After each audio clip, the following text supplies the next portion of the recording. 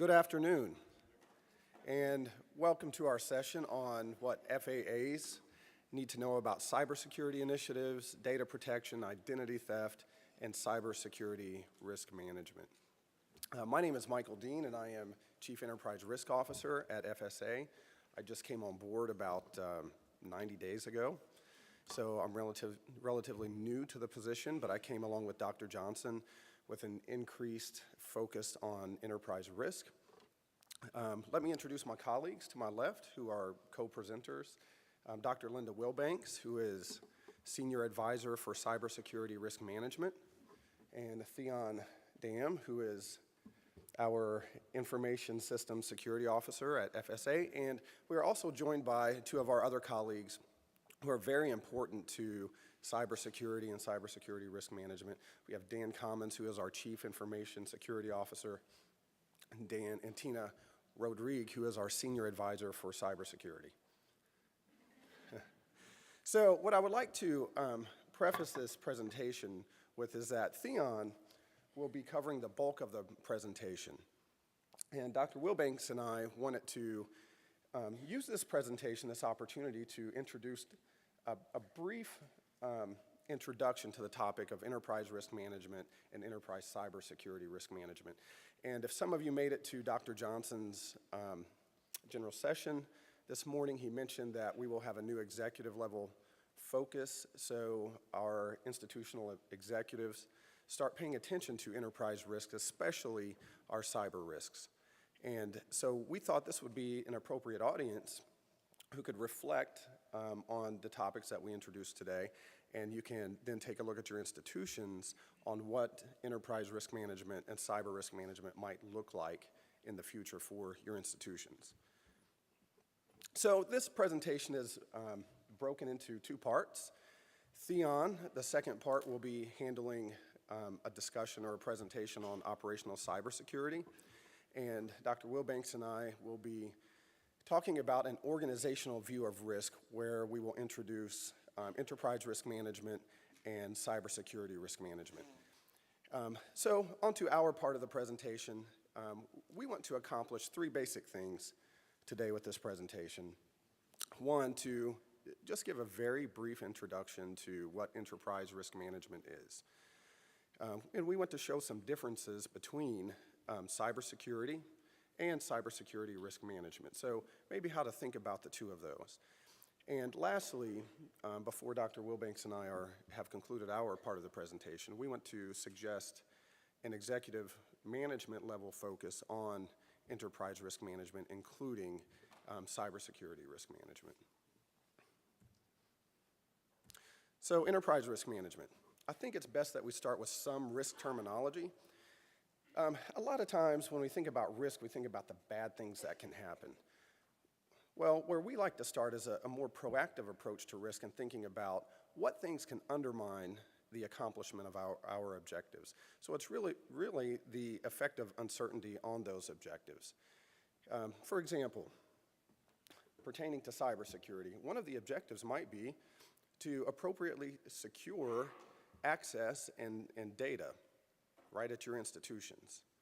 So there's a risk there of not securing that, and then there are factors related to that risk.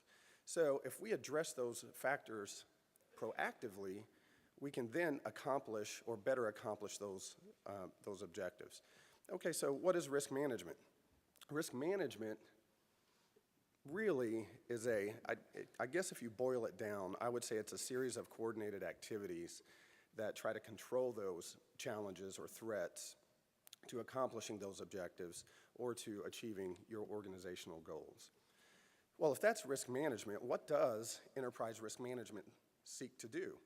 Well, it's an enterprise-wide view, whether that's in your instance, in a financial aid administration office, whether it's in the financial services office, whether it's an academic administration, whether it's in IT, but it's an enterprise-wide view of all of those critical risks that if we don't solve those risks in some sort of way or remedy those risks, we cannot optimize the accomplishing of our objectives.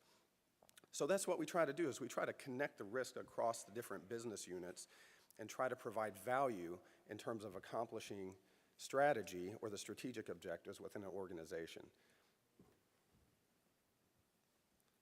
So this is an example of different types of risks that you can frame your understanding around risk management. So there are financial risks. The example we put up here is you can attribute financial risk to, and there's many things you can list. These are just examples, that inaccurate, unreliable information on financial statements. We have internal controls to mitigate some of those risks. There's reputational risks, and I'm not going to read all of the information or the slides. You can get that online. We have regulatory as a category, strategic risks, and technology.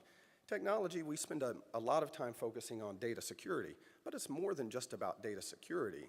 At the enterprise level, it could very well be about, do we have the right systems in place to accomplish our strategic mission? A lot of times, if you recall at your campuses, I would bet that when you undergo an ERP implementation, it's usually the financial office that takes the lead and might leave the other units out in terms of a material discussion on implementing their financial accounting system. Is that how you recall it? Any show of hands? Yeah, a few of you. Or is it the other way around? Is it the CRM or the admissions or student database that controls how the financial systems run? Could be either or. But usually it's really a fragmented approach to doing things. What an enterprise perspective tries to do is stitch all of those together to optimize the value back to the organization.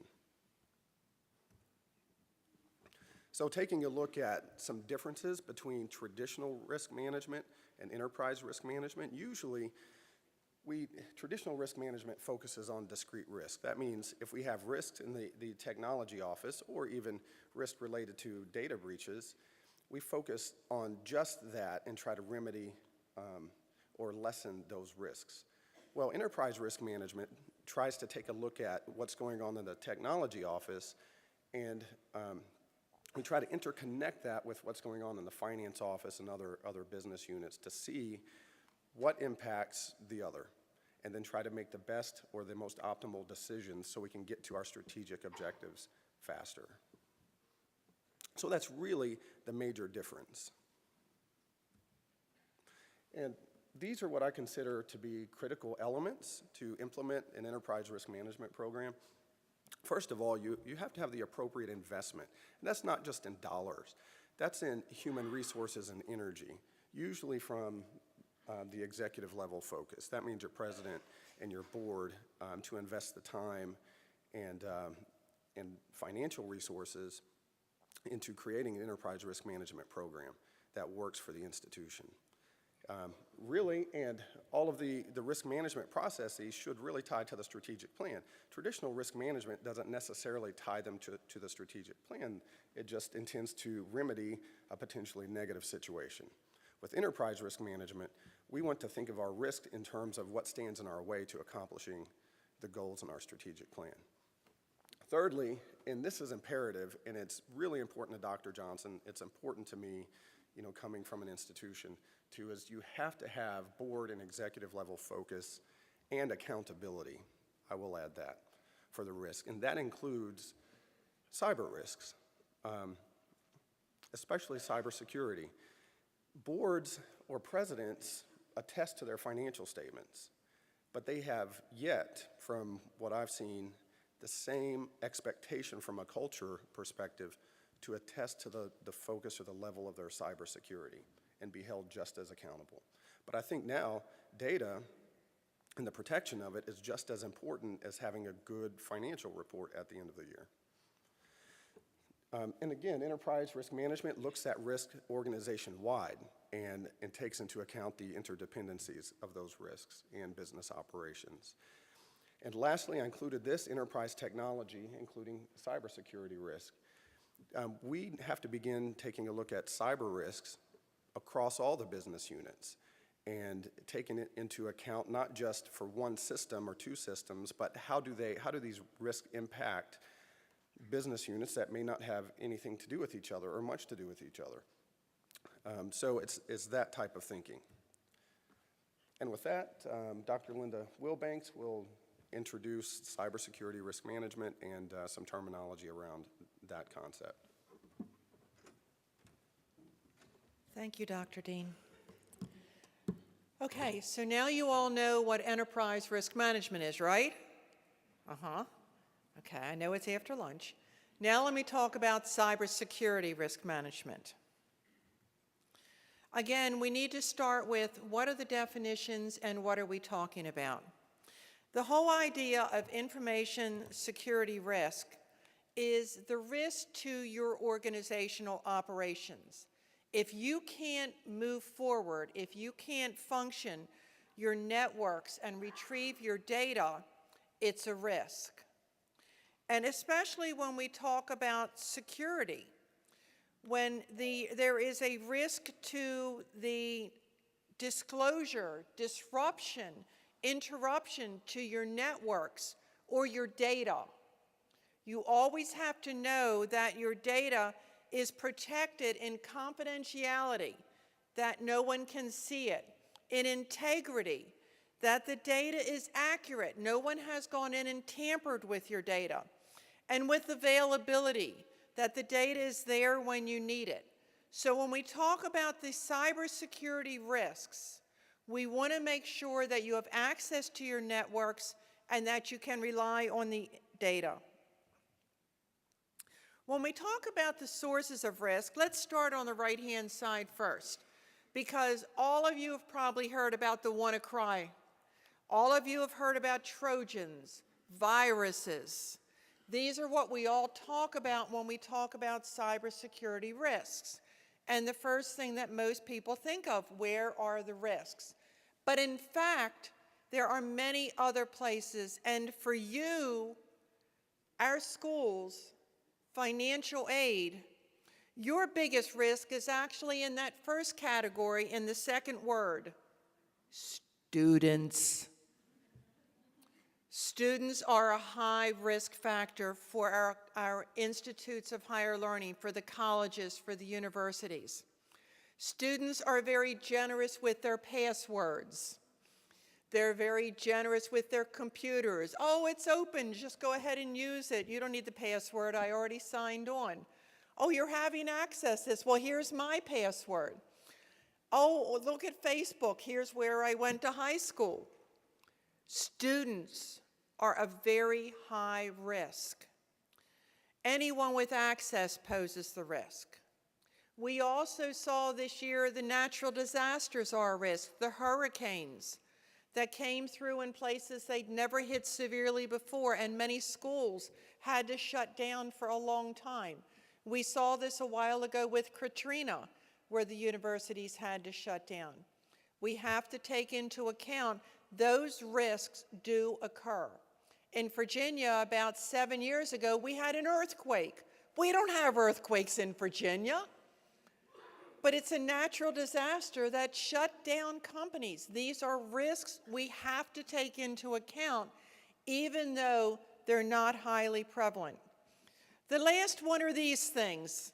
I see a lot of you looking down at them doing the BlackBerry prayer, the phone prayer, because these pose a risk. How many times have you left this sitting somewhere and went running back to get it? How many times have you seen someone that doesn't have a password on it? Every time we use one of these to sign into the new FSA, a phenomenal invention because everybody uses these today. But every time you use one of these, you open a connection that we have to protect against that connection. So we need to make sure we protect these devices. Who's accountable? Well, I've just told you everybody's got these risks, so who's accountable? And the answer is everyone. It starts at FSA. When we wrote the upgrade to the FSA, we had to make sure that these connections from these devices were secure. We had to make sure that when people signed on, you saw Dr. Johnson show you, or Missy show you, here's the parent, here's the student, different sign-ons for both. So we have to take into account when we design systems. The students also need to be held accountable. They need to be trained in the cybersecurity aspects, the threat they pose. Dr. Dean mentioned that this has to start from the top. It has to start with the trustees, the executives, the administrators. They have to set the bar as to what are the expectations for cybersecurity. But we come to you all. We entrust you with FSA data. We entrust you with accounts onto our systems. And we also hold you accountable for security as you're using the systems and transmitting the data. It's an awesome responsibility. So let me go on and explain a little bit more about the difference between cybersecurity risk management, which myself and Dr. Dean do, and operational cybersecurity, which is done under Dan Commons, and Theon Dam is going to explain to you. Basically, it starts with a risk appetite. How much risk are you willing to accept?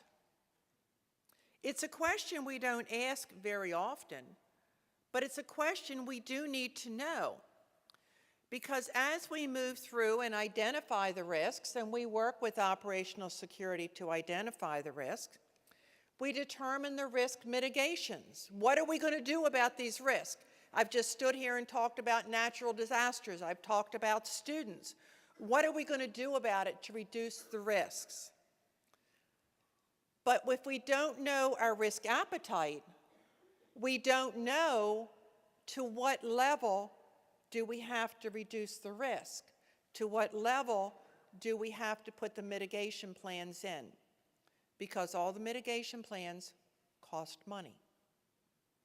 How much risk can we afford? Not how many dollars can we afford, how much risk can we afford?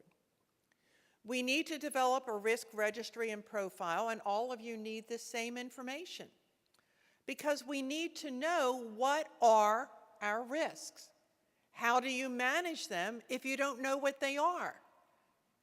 And then we work with the operational security to move forward with the mitigations.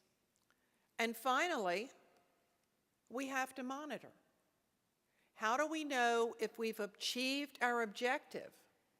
How do we know if we've met our risk appetite if we don't monitor it? If nobody's looking, who knows if it's really done?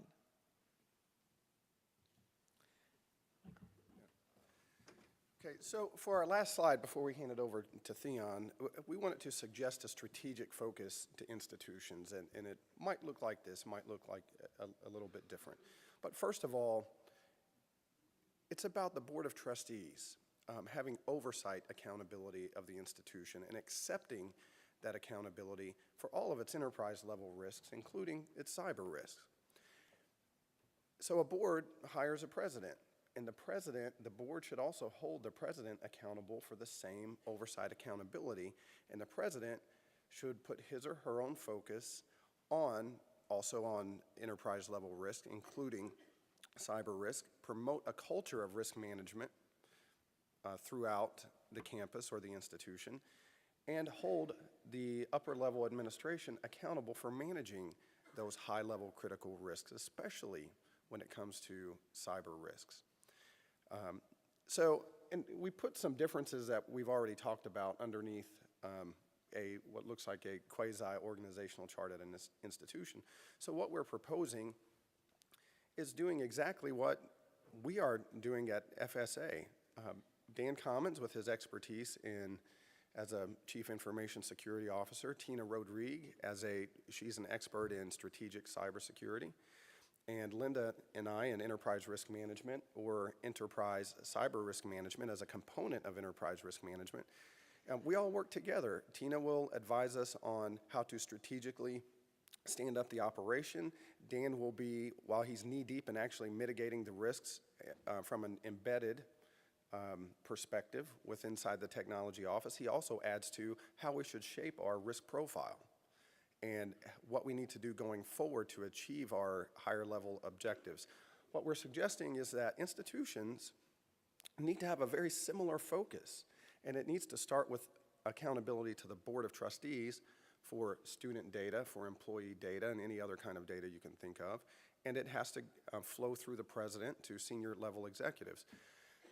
From what I've seen across many organizational charts, there is not an independent actor or organization at a university with the sole responsibility for enterprise risk, much more cyber risk focused. Sometimes that's buried in the technology office, or there's just not that triangulation balance that exists. So we will be suggesting a culture change where campus leaders actually take some accountability among its leadership, including the board, for its cyber risks, and not just leaving it to, and consequently perhaps, blaming someone in the financial aid office or someone in the technology office for a data breach. We think it's executive level accountability at that point.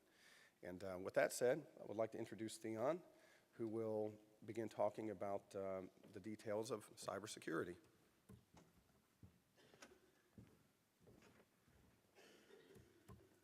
Okay, all right, you guys can relax.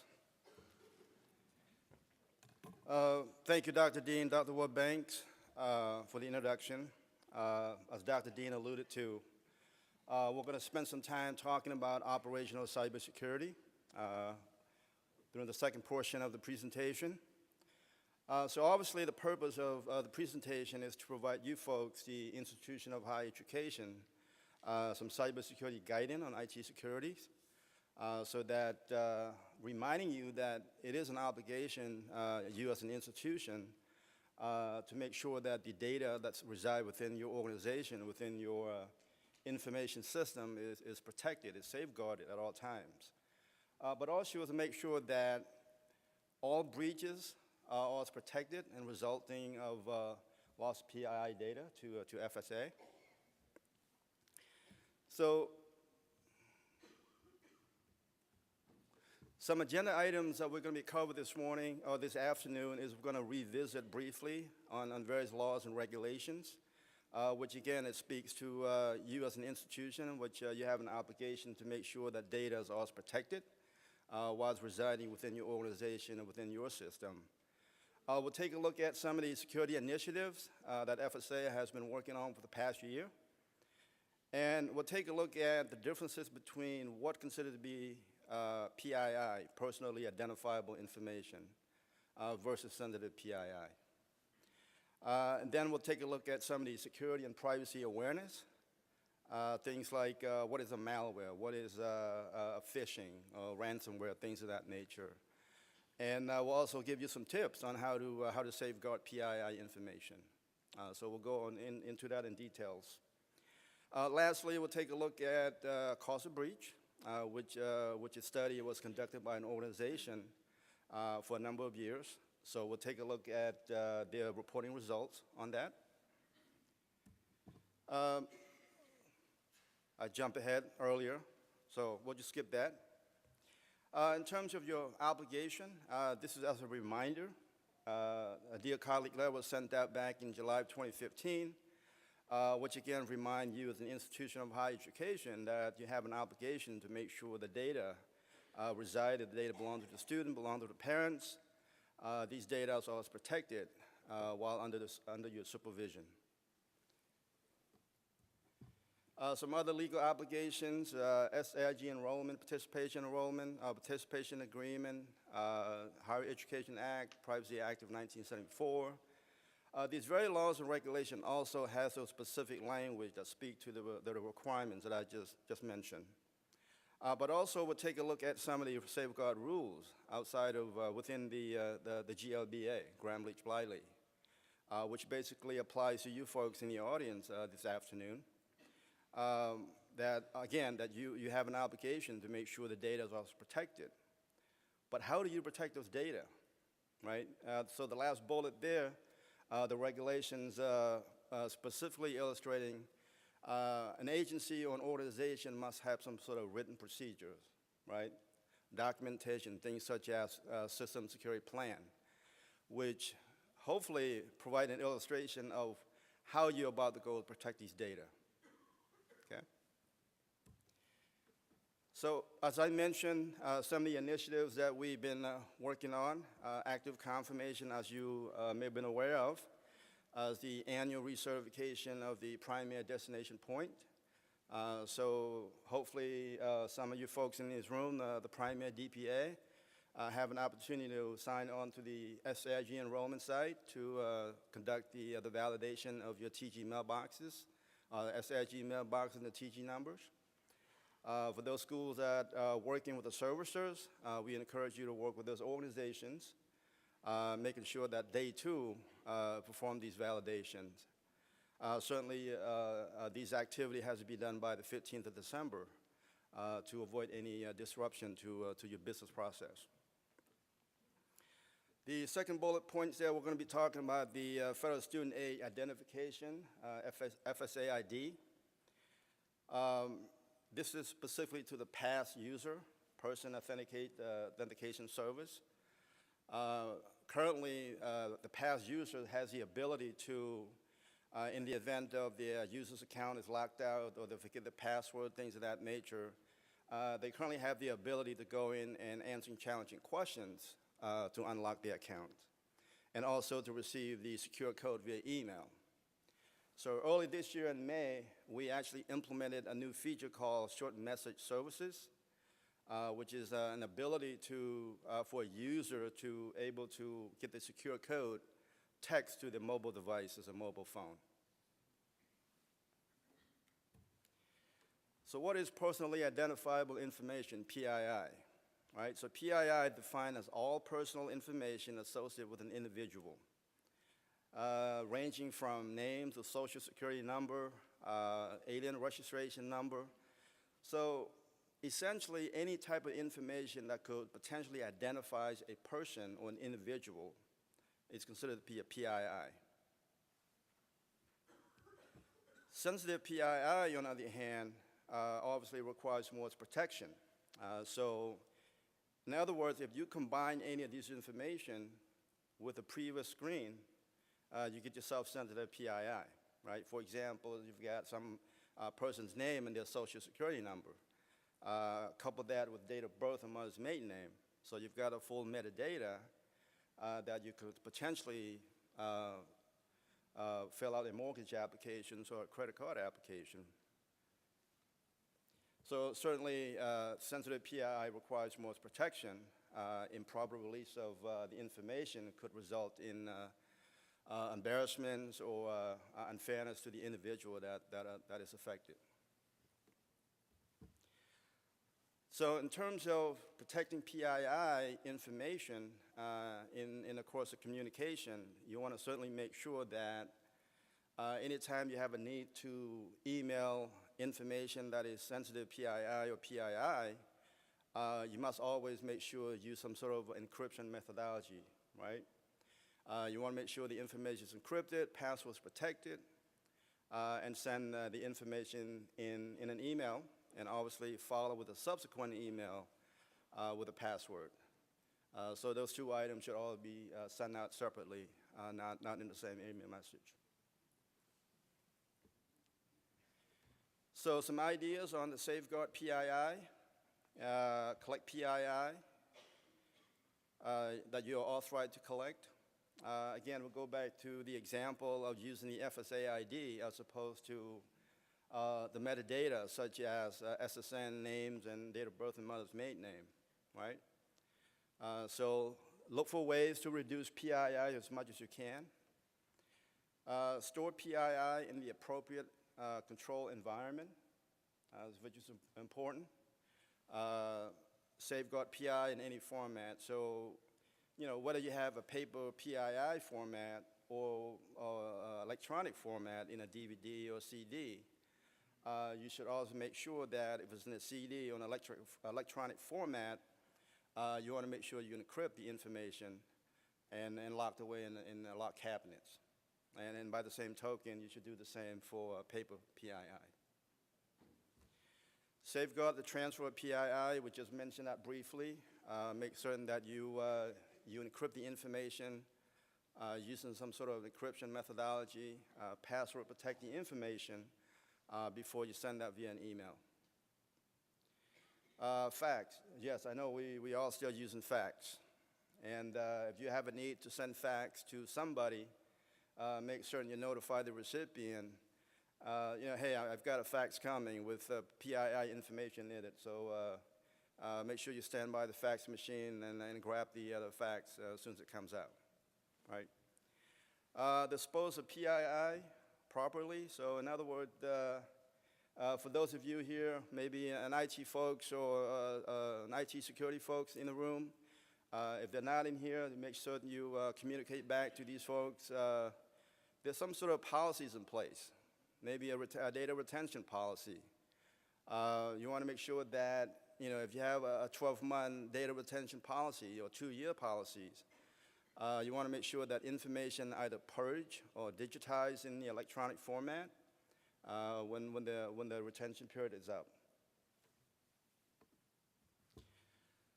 So we'll take a look at the insider threats. So who are the insider threats? People that you work with on a daily basis, your trusted employees, your contractors, vendors, the people that sit next to you. See, these are the people that are the insider threat, right? They have full access to your information system. They have access to your facility, your data server, your personnel file. They've got access to everything, right? So these are the insider threats. And we'll take a look at some of the behaviors or the intention of the insider threats. Non-malicious, anybody that have done something via negligence and errors. So as an example, if Johnny Jones is working on a project and he's just so happened to have a folder with PII information in it, drop it in a conference table, walk out and use the facility without realizing he left PII information on the table, and somebody can walk in, open up the folder, take a snapshot with their smartphone, right? So that's just an example of that. Malicious action, it's somebody that have a full intention of doing harm to an individual and organization, exceeding or misusing access in a manner that negatively affect the confidentiality, integrity, and the availability of the organization systems, right? So these are folks that want to do some bad things to other people. So let's take a look at some of the behaviors. Certainly an individual that taking information without authorization, taking sensitive information home without authorization, remotely accessing the network while on vacation or sick leave, disregarding organization policies on installing hardware, software, access restricted websites, consistently take short trips to a foreign country without valid reasons, right? So these are some of the things that, as an organization head, you should keep an eye on, right?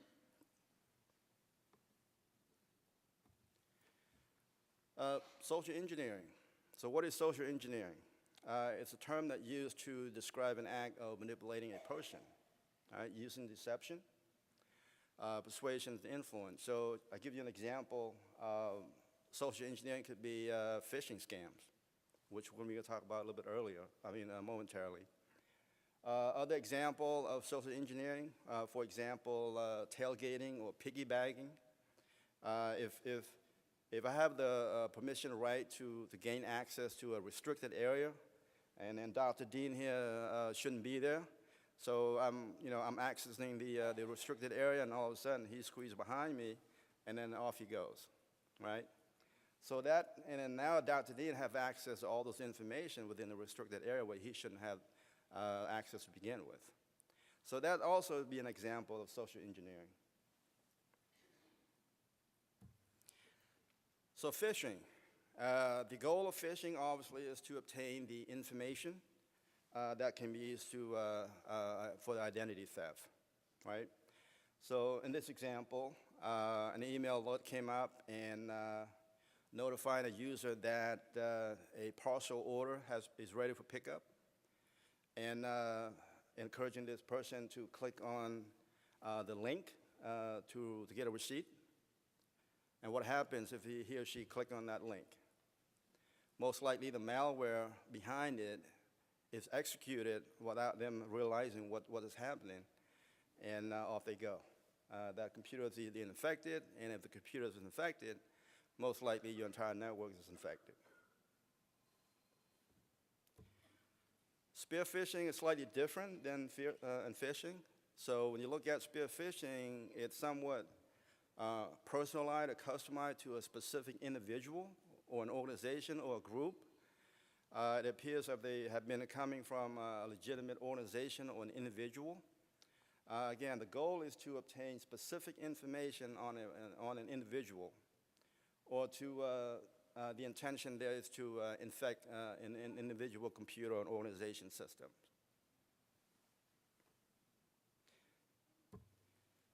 Whaling, harpooning, fishing. So again, similarly to fishing and spear fishing, harpoon fishing is designed to a really crafty design in a way is to target the senior level people or person, right? So if you got president, CEO, senior executive level, that's what harpoon fishing is targeting.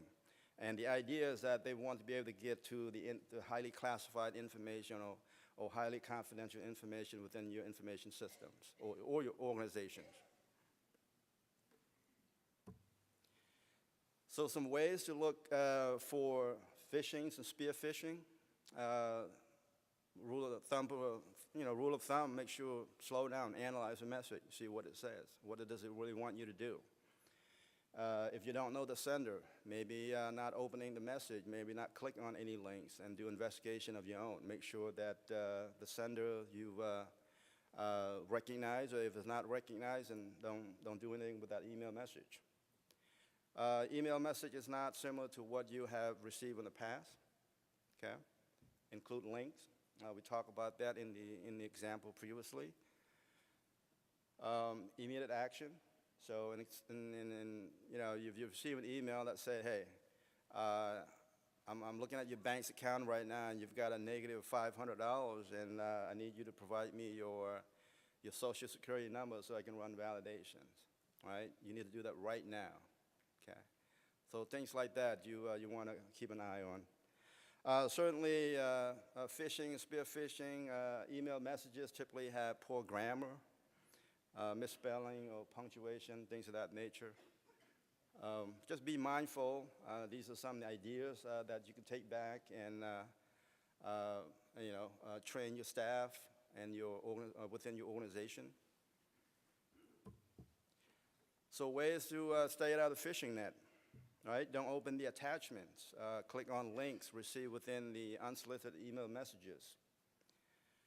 If email is asking you to click on a link or submit a personal information, things like that, you probably want to stay away from that. Never follow a link that route you to the outside organization network, and never give up personal information or organization information. Your system administrator would never ask you for a password. So if you had somebody call you up and say, hey, your account is being locked, and I need you to give me your password so I can run validation, don't do it. Let's take a look at malware. What is malware? Malware is basically it's a malicious software, right? That's designed to infect your computer, right? Basically, malware is a virus.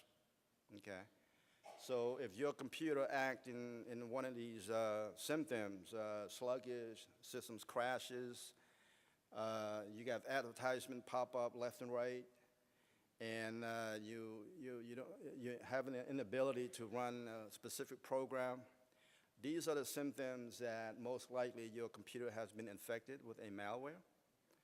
And once again, if your computer has been infected, most likely your entire network is also infected. So in a situation like this, you want to make sure you contact your supervisor, your system administrator, your help desk, notify these folks that, hey, you know, my computer is acting up. I'm not sure what's going on with this, so take a look at it. Similarly to malware, ransomware is a software technique again, that are designed to block access to your computer unless you pay ransom. All right, so the idea is that if you're infected with a ransomware and the guy said, well, you need to pay me some money, otherwise you're not going to have access to your computer, right? So antivirus tool block known virus, but failed to stop new viruses. So hopefully everybody in this room know by now that brand new viruses are coming out on a daily basis. I mean, a slew of viruses coming out. So the idea is that you want to make sure that your antivirus software is updated on a daily basis.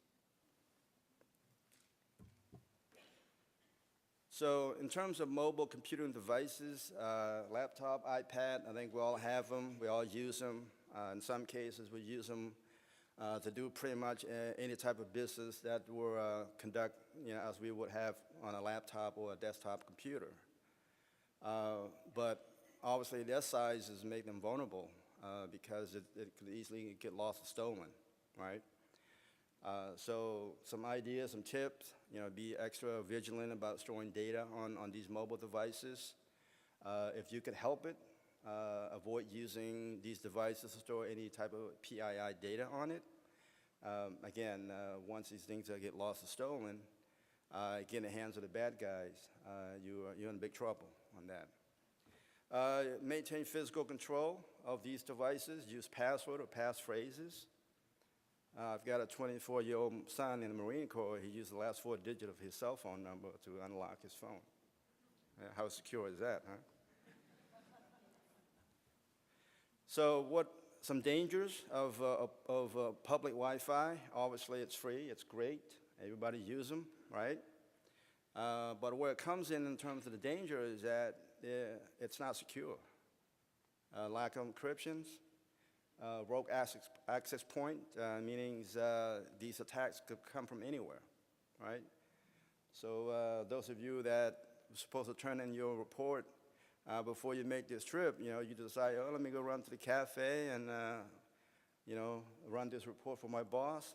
And lo and behold, Johnny Jones might be sitting 50 yards away from you, spoofing at you, so without you realizing it. So rogue access point can come from any different directions. Right. Certainly, public Wi-Fi is vulnerable to malware, viruses, all right? Unauthorized access to sensitive data. So I put this slide up there, sort of a reminder to all of us. I mean, this could be any of us. We go through a normal day-to-day operation and our duty, and any one of us can get hit with this type of breaches. Obviously, Equifax was breached earlier this year between May and July, and of those 143 million people didn't get notified until September, right? So hopefully by now, all of you have had some sort of notice if you were affected with this breach. If not, this website here would allows you to check that. I mentioned about cause of breach. So an organization by the name of Poneman conducted an annual study on cause of breaches. They've looked at over 400 different companies across the globe, companies from the UKs to the Middle East, all the way to the Far East Asia. And what they found is that for the first time in 12 years, so the first 11 years, the cost of breach has been consistently on the rise, right?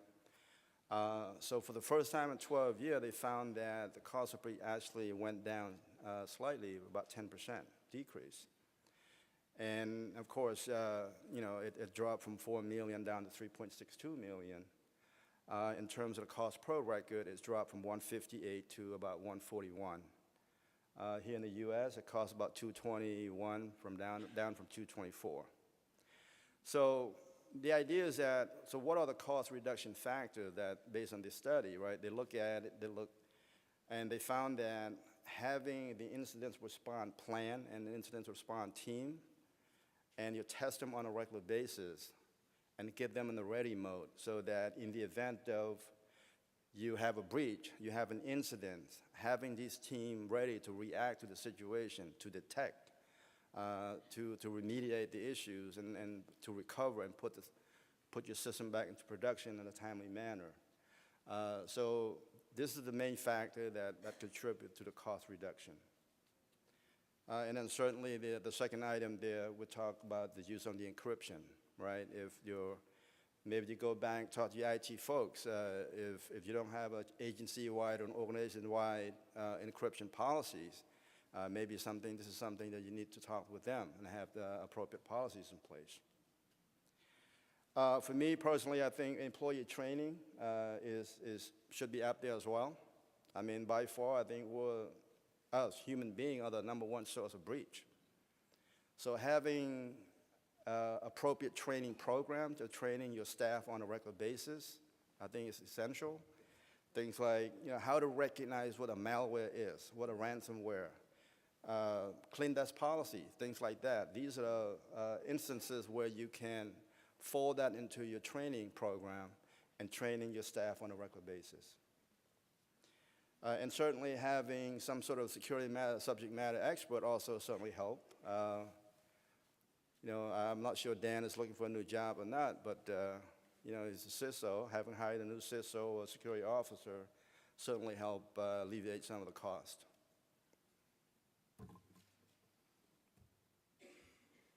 So what are some of the potential sources of breach? All right, so I mentioned about, we, the human being, are the #1 source of breach, right? So here's a classic example. You got personnel files sitting on the desk, unattended. Passwords written on a calendar, right? Computer screen is not locked with a bunch of PII information. Your project that you've been working on has PII on it. You get up, grab a cup of coffee or, using the facility, and then your screen is still running. Somebody can walk by and take a snapshot of that screen with their cell phone, and off they go, right?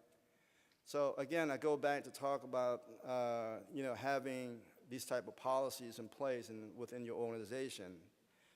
Maybe you should talk to your IT staff and say, hey, what is our policy in terms of screen lockup, right? At FSA, we have a 15 minutes policy. If the computer is unattended for 15 minutes, it's automatically locked. So there's something that you can take back and work with your IT folks. So 99.9% of user-generated password is not secure, right? What numbers, punctuation is commonly most cracked password.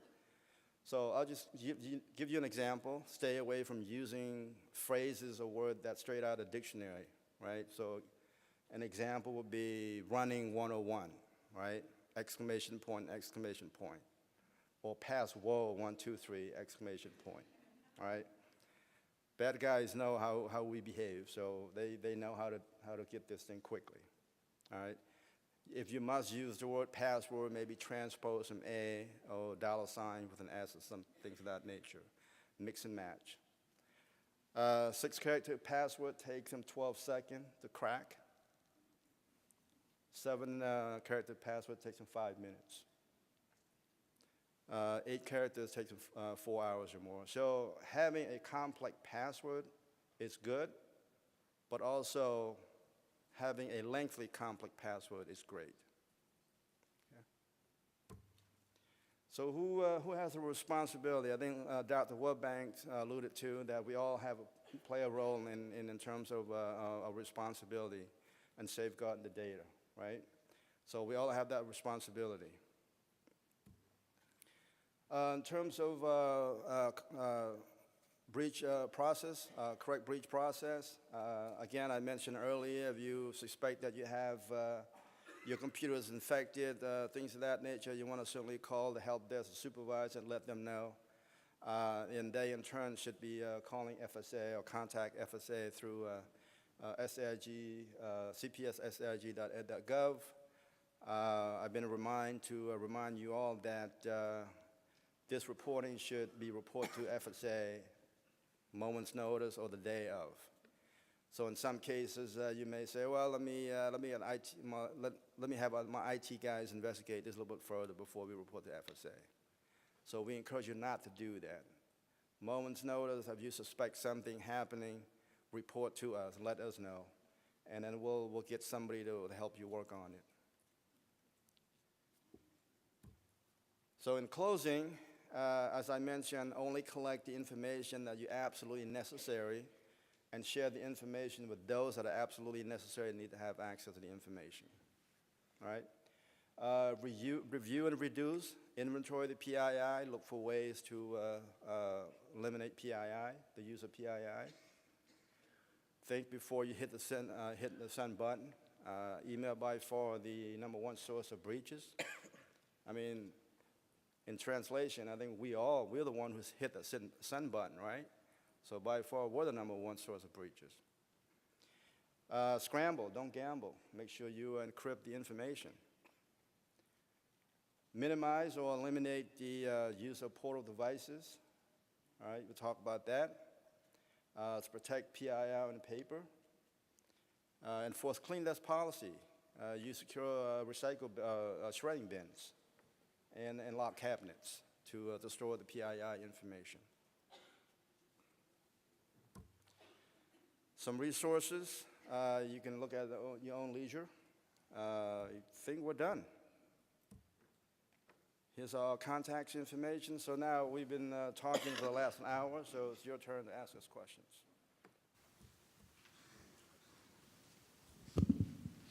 We'd like to encourage you to use the mic to ask questions.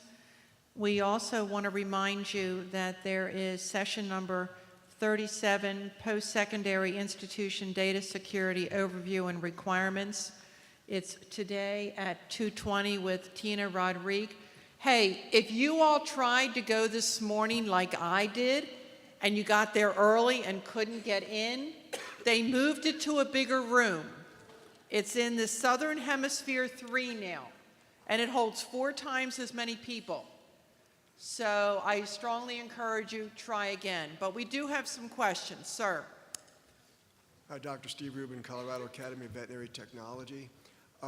What do you want us to tell students when they inevitably ask us how we're going to secure the mobile app for the FAFSA form?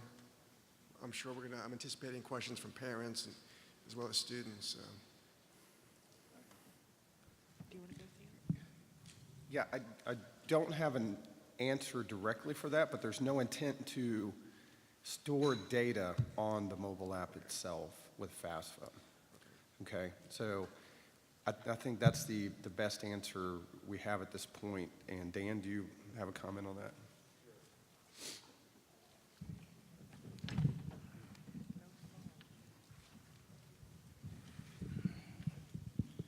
Again, I'm Dan Commons, the CISO for FSA. On the mobile app, we were designing an entire security infrastructure in the cloud around that. If you think of traditional security, we've taken that to an extreme. The FAFSA 2.0 and 2.1, when they come out later on in 2018, will be the first step. In the 3.0 that was alluded to this morning, we actually have a entirely more intense security structure around that we're putting in place and designing right now. And again, as Dr. Dean said, we're not putting any PII in the cloud at this time for 2.0 or 2.1, and it's a future for 3.0.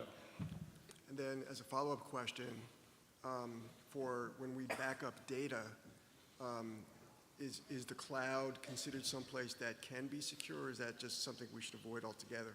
So all of the data that's being accessed for 2.0 and 2.1 are already in our secured environments. They're in data centers that are managed directly by FSA. The backups for those are also managed within that same infrastructure that we have existing, been there for years. Okay, thank you. Certainly. I was just wondering if CPS or COD would ever consider embedding the FSA ID into key fields rather than the SSN.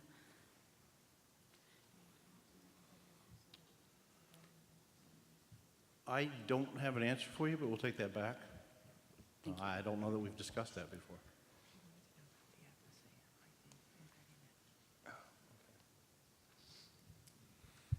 Any more questions? Our school seems to have a number of students who are using their parents' information to apply for the Parent Plus loan. Do you have any suggestions on how we can stop them from doing that? They have all the information. We select them for verification. They have to bring in the tax return. They have their social security number. They know their parents' date of birth. Most of them created their parents' FSA IDs. The only thing we can suggest is the schools have to really push that this is fraud, and it can have very negative consequences. We do have an entire division, an OIG, Inspector General, that focuses on fraud. Dr. Dean actually has fraud under his purview. So that would be the strong emphasis. And again, it goes back to what Theon said and what we said. Your students are your highest risk, and it's up to you and us to educate the students, and this is one area in fraud, that is fraud to use somebody else's information.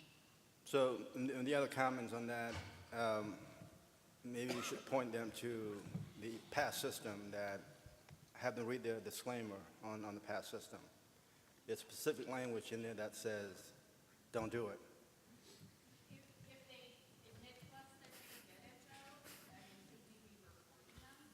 You should be reporting that, yes, absolutely. What if the parents what? It's still, I mean, the language in there specifically says that they should not do it, right? Either the parents or the students. Because essentially the students are the adult, right? So they should be maintaining their own information, and the same go with parents. So I think part of this goes back to, as Theon talked about, education. We don't do a good job of educating our user populations, be it the student or the parent, on what their responsibilities and their liabilities are. So maybe we can talk about that offline a little bit when we go back, because I'm sure it's been going on for a long time, your scenario. Probably as long as we've had electronic information. I could probably go back and look and tell you what my parents' social security numbers are too. And Dan, do you recall, I don't know if there's anything that comes out from institutions really that tell students that this constitutes fraud. Because it's a little bit of a hard message, right? I mean, but at this point, maybe they need to get that message. But that is some of the things when we talked about the mobile app and the environment, that in 3.0, 2.1 hopefully we'll get it finished up. But that's where we now have the parent section and the student section. So the student won't even have access to the parent section to fill it in, because they'll need a different ID for that. So maybe we're trying to address it a little bit, but I think we can be a little stronger in our message. When the student, or when they get to the PLUS loan application, is it stipulated there that when applying and filling out this information, it's fraud to be using, if you are a student, to be using parental information? Because I had students that have done that have completed PLUS loans for their parents. Okay, thank you. Please pardon me if this is a little bit remedial for the panel, but who offers a best-in-class encryption solution today? I think that's a question that maybe we should take offline and not say here, Dan. unless you Yeah, wanna- so not talking products, but talking standards. So it is a federal government requirement to be FIPS 140-2. If you go to the NIST pages that track that, they will tell you all of the different vendors that provide that capability. The key to it is, we're looking for strong encryption. There are a lot of folks in the market space that do a very good job at it.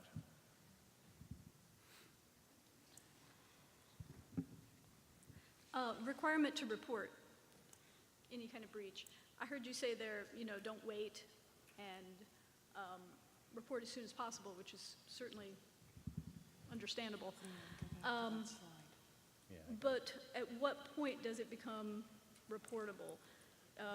When somebody's computer lags or pops up a message that is definitely a spoof, you may have a virus, call this number. That's not necessarily a breach unless they've clicked on it and exposed information.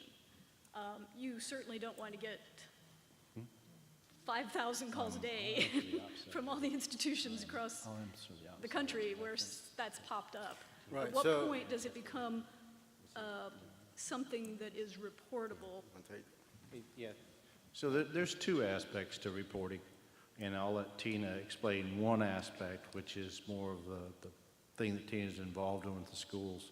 But from an operational perspective, as a federal department and agency, I have a responsibility to report to U.S. CERT, to Homeland Security, in 1 hour once we discover a breach of any data that belongs to FSA. So I have a clock running, so as soon as the school notifies me, I have a 1 hour clock running. The time it takes the school to discover the breach, do some research, then make a report to us, that's driven by other requirements. I think Tina is probably in the best position to address those requirements.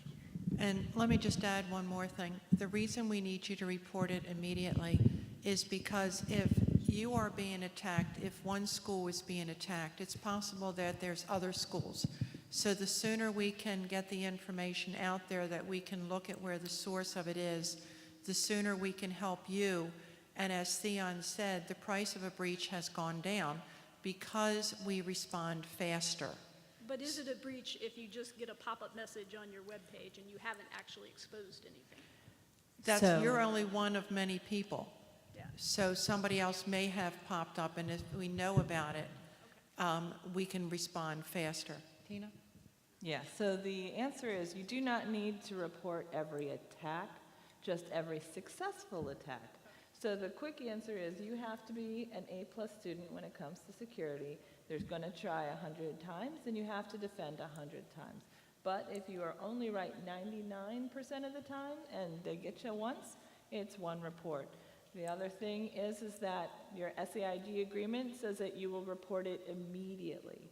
The other reason why we want you to report it immediately is because there may or may not be a crime ongoing, and we have people with guns and badges who want to come help. And if you start to remediate immediately, you might be tampering with evidence, which I'm sure you're not trying to collude or do anything wrong. Everybody here has the hardest of hearts that are trying to help, but you might be making their jobs harder if you don't report it immediately. And if you do come to session 37, which will be right after this, we'll take the long march back to Southern Hemisphere 3. I'll talk about it more, and hopefully I won't have to kick anyone out of the room this time. I'm sorry, that wasn't me. But what we can do is talk about the specifics of that, because I cover all of this from a legal, strategic, like how you work as an organization perspective, but excellent to you guys for doing this. So. Are there any other questions?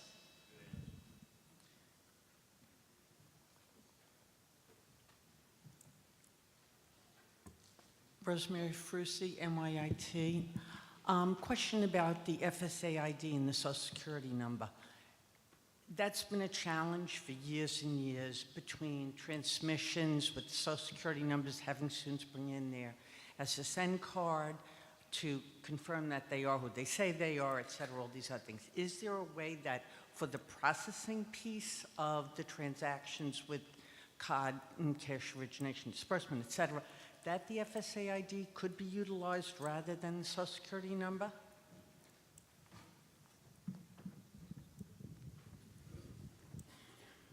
So this morning when Dr. Johnson talked about looking at the entire process end to end and basically, re-engineer everything, we've been talking about better identification flow, identifiers to people to get away from Social Security numbers. So yeah, we're looking at that as we redesign, primarily right now the mobile end of it's driving a lot of this, where we want to be able to pass some kind of identifier without compromising Social Security numbers. So we're looking at that and looking at it hard. So that would reduce flags and all this other processing that is circling problems concentrically. That's our intent, yes. Perfect, okay, thank you.